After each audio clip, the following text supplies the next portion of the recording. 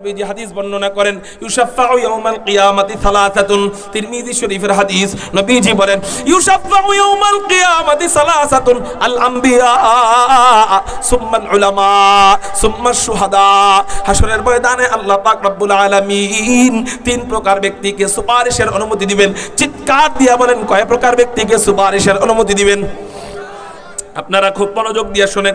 এই যে একটা মজলিস, এই মজলিসে যদি আপনি জানতে পারতেন, আপনি যদি খবর পাইতেন যে এই মজলিসের ভিতরে এমন একজন ব্যক্তি আছে যে সুপারিশের অনুমতি পাবে, আপনি তারে কেমন ভালোবাসতেন? হ্যাঁ, আপনি তারে কেমন ভালোবাসতেন? এই মজলিসের ভিতরে এমন কেউ কি আছে কিনা যে সুপারিশের অনুমতি পাবে? তাহলে চলেন এই হাদিস থেকে আমরা জানি নবীজি বলেন ইউশাফাউ ইয়াউমাল কিয়ামাতি সালাসাতুন, তিন প্রকার ব্যক্তিকে আল্লাহ সুপারিশের অনুমতি দিবেন। এক নাম্বার হলো আল আমবিয়া, নবীদেরকে আল্লাহ সুপারিশের অনুমতি দিবেন। দুই নাম্বার হলো সুম্মাল উলামা,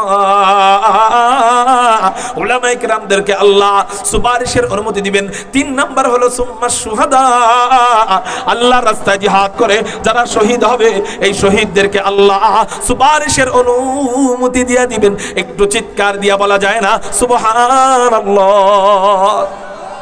আচ্ছা, এখন এই তিন গ্রুপ সুপারিশ করবে, এর মধ্যে এক নাম্বার গ্রুপ কি জোরে বলেন?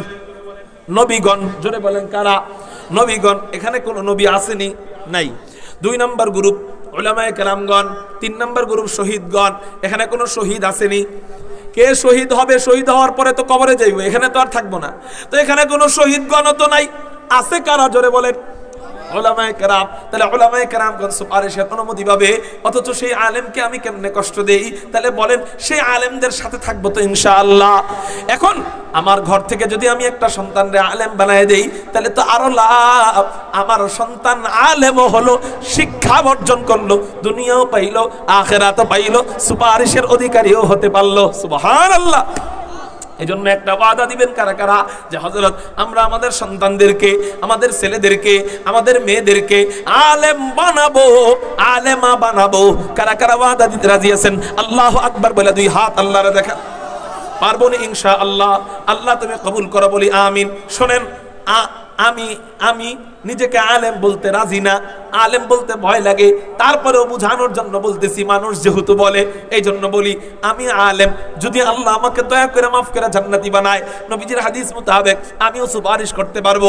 কিন্তু আমি আপনারে নাও চিনতে পারি, আপনার সাথে আমার দেখা নাও হইতে পারে, দেখা হইলেও আপনারে আমি চিনতে নাও পারি, অথবা আপনিও আমারে চিনতে না পারেন। কিন্তু নিজের ঘর থেকে একটা সন্তানরে যদি আলেম বানায় দেন, ওই সন্তান আপনার চেহারা দেখলে আল্লাহর কসম করে বলি ওই সন্তানকে আল্লাহ জান্নাত যখন দিবে আপনাকে ফালায়া রাইখা জান্নাতে যাবে না।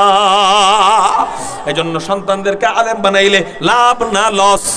আল্লাহ আমাদের সন্তানদেরকে আলেম বানানোর তৌফিক দান করুক, বলি আমিন। তাহলে 8 নাম্বার শ্রেণী আলেমদের জন্য আমার নবী রহমত। 9 নাম্বার শ্রেণী হুজুর আমি তো আলেম হইতে পারি নাই, তা আমার জন্য কি নবীজি রহমত? না।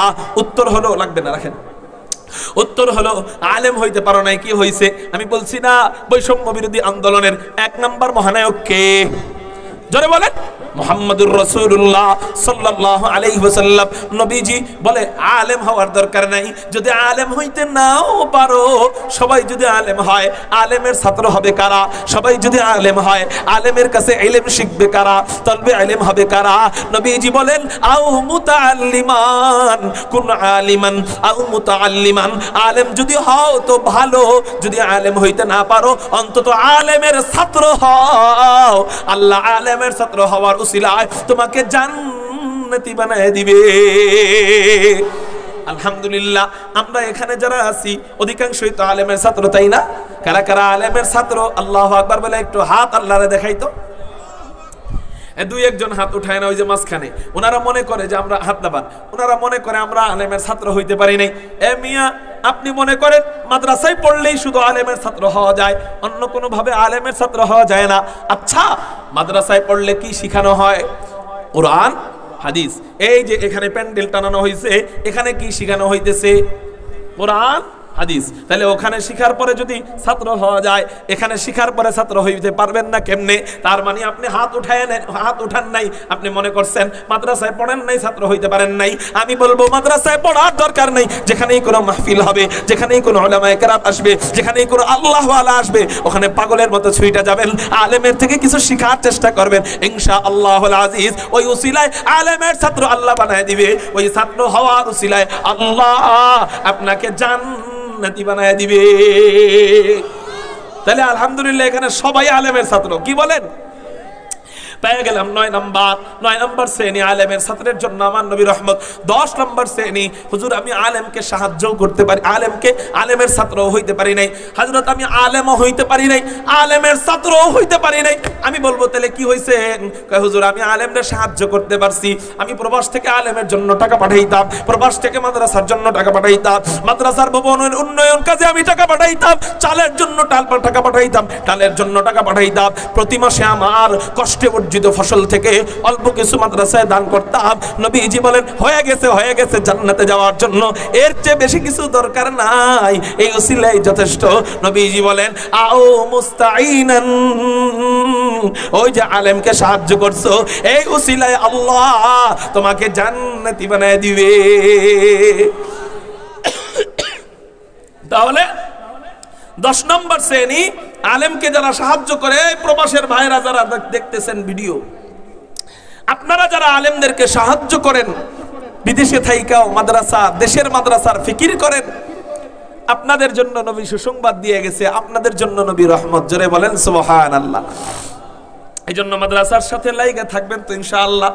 আল্লাহ তুমি কবুল করো, বলি আমিন।